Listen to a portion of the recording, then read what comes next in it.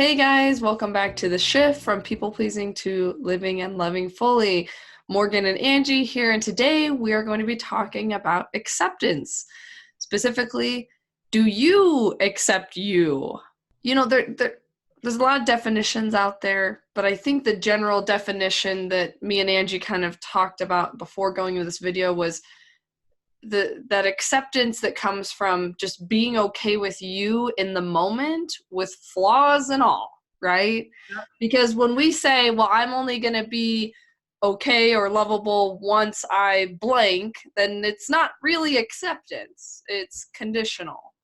And I Right. think that the power in true acceptance, and especially true self-acceptance, comes with being okay with the flaws. And it's not that you don't want to make changes, it's that you don't give yourself a hard time for the things that you might like to change, if that makes sense. So, And I've always looked at acceptance as the first step to really changing, because it's if we don't accept things, then, well, here's an example.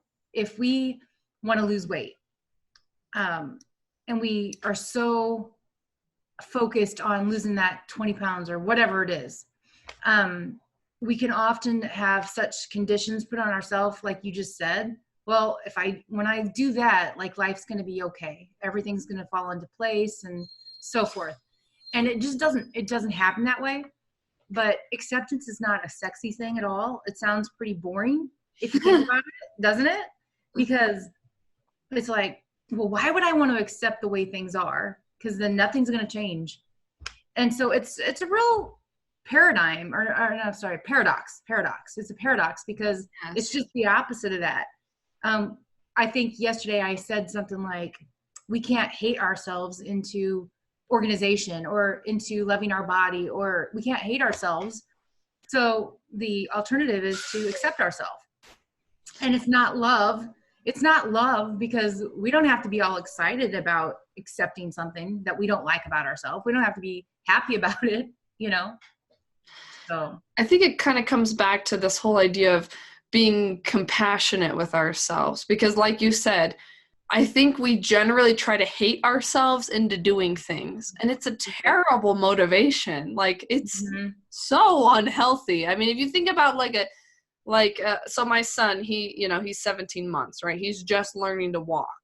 And if I were to look at him and just be like, watching him stumble around and be like, God, you are so awful at walking, like, and just like, why can't you be better? Like, that kind of attitude would be extremely damaging to him. And it's easy to see, obviously, like, that would be a very bad parenting skill. Right. When we look at that in our own lives and we realize, like, when it comes down to it, regardless of how we were parented, once we become adults, we're our own parent at that point. Mhm. We're the ones in charge of what we're doing. We're the ones setting the rules. And we're the ones with the internal talk telling us if we're doing a good job or a bad job, right? So when it comes to this internal talk, I think we have to shift it to, instead of hating ourselves into doing something, like you said, being compassionate and being patient. Like, my son, again, 17 months, he's not walking yet. I could be giving him a hard time, because I'm like, oh, I've seen 9-month-old kids walk, but this is where he's at. And Right. hating him Right. for where he's at isn't going to make him further along. But that perfectionist mindset tends to cause us to believe that if we hate ourselves enough, we'll somehow get better and then we'll be lovable. But it's just not true. Right. So we can just accept where we're at, flaws and all. It can actually motivate us to do better, and it will actually move us forward more sustainably, rather than like, oh, I hate, Okay. it's going to be more sustainable progress. So anyway, those are some thoughts Yeah. I have around it. So, Morgan and I never know exactly what we're going to say, because we want to be free flowing and to let spirit sort of guide us with these calls. And so what came to me after you just shared that about Lucas learning to walk, and, that he's not on a certain timetable, right? It's like he is on his timetable. This might sound disturbing, and you might have heard about this. There's a video going around of a dad with a young son, and that young son's probably I don't know, he could be a year old or somewhere around that. But do you know what I'm getting at with this, Morgan? Do you have any No, idea? no. So I just saw this video about 2 weeks ago, and it was from one of my Facebook friends, and she forwarded through a message, and she said, "Share this; it needs to go viral." And what it was a dad, probably, I don't know, an older gentleman. He was an older dad, and he was holding his son up, and like I said, I guess the son was probably about a year old, maybe 13 months or something like that.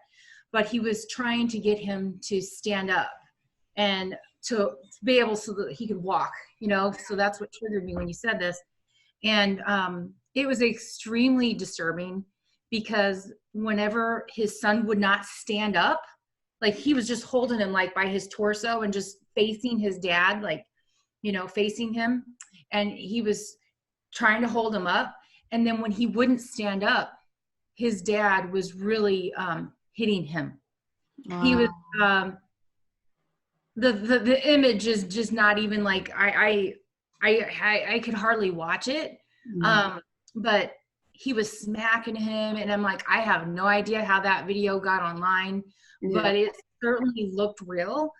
And I just think about that. Can you imagine just the emotional trauma that that little kid is enduring? And and I know it's an extreme example, and I don't think that we have, like, I don't, my inner child or my inner parent is not anything like that, right? It's not Right. nearly that critical. But there's, I think a lot of us have such a severe inner critic that that's what happens. Like, we can Yeah. really create trauma for ourselves with the little things in life. It doesn't even have to be anything big. But Mm. like, how many times have you thought to yourself, I should be further along? Like, what's wrong with me? Yeah. You Yeah. know? And I think that that's a very powerful imagery when we're talking about this, because again, it's easy to see externally and and see how that violence is so impactful, but like again, when we think about what's going on internally, that internal voice that's telling you you're not enough no matter what you do, that's like getting emotionally slapped every time you try Right. to do something. So Right. how can you ever expect to move forward when you have this voice in your head that's saying you're not good enough, you can't do it, you are a loser, or whatever? Like, it's no wonder we never achieve our dreams, because we Right. have such a loud and awful inner parent. So again, I think this whole notion of acceptance, we have to bring it back to, I'm where I'm at right now, and I have to be okay with that. Like, I don't have any other choice.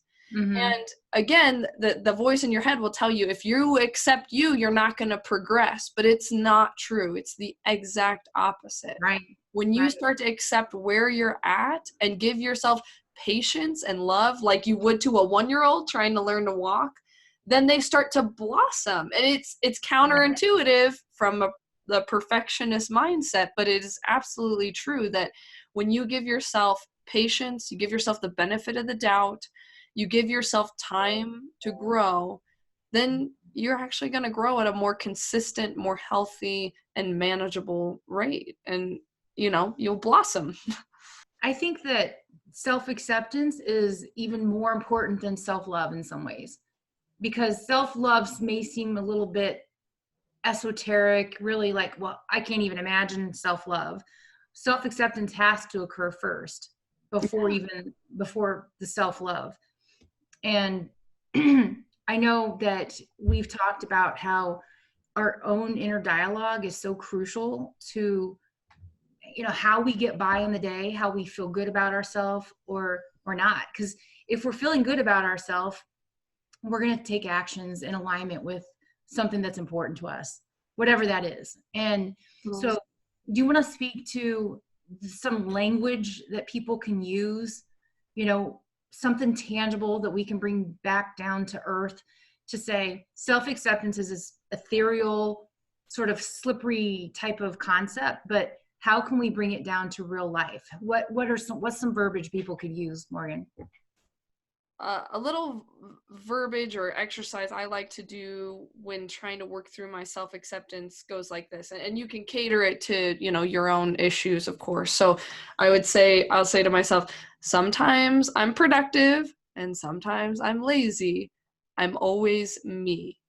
Sometimes I'm mean, sometimes I'm nice. I'm always me. Sometimes I'm happy, sometimes I'm sad. I'm always me.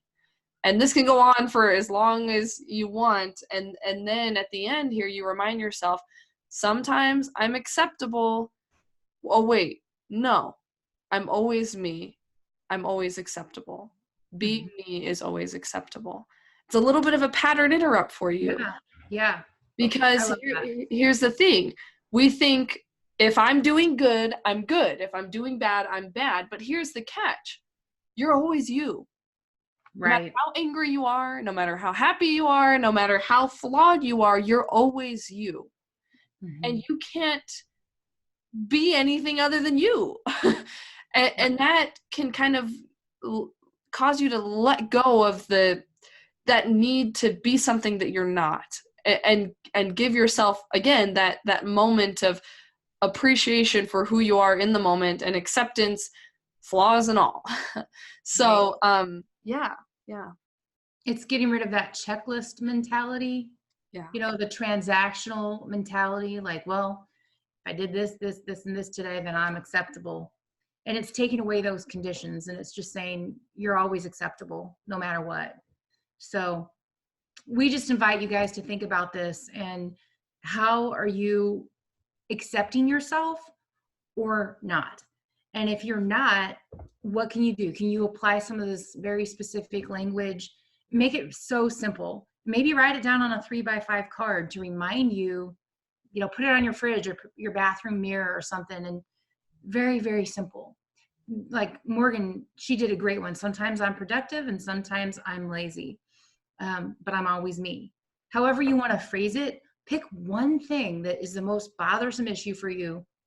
I think productivity is probably one of my big things, because I was taught that if I produce, then I'm worthy. Yeah. And if I do certain things, then I'm worthy. So that's a big pattern interrupt for me. But whatever it is for you that you don't accept the most within yourself, try it on that and just see. Try one sentence. You don't have to do all of them, but just try that one thing. And I think Morgan's going to end with a quote. Yes. So I love this quote. It's from Don Miguel Ruiz. And it says, the freedom we are looking for is the freedom to be ourselves, to express ourselves. But if we look at our lives, we will see that most of the time we do things just to please others, just to be accepted by others, rather than living our lives to please ourselves. This is what happened to our freedom. And I just think that quote is so beautiful, because it all comes back to the people pleasing, and why are we doing that?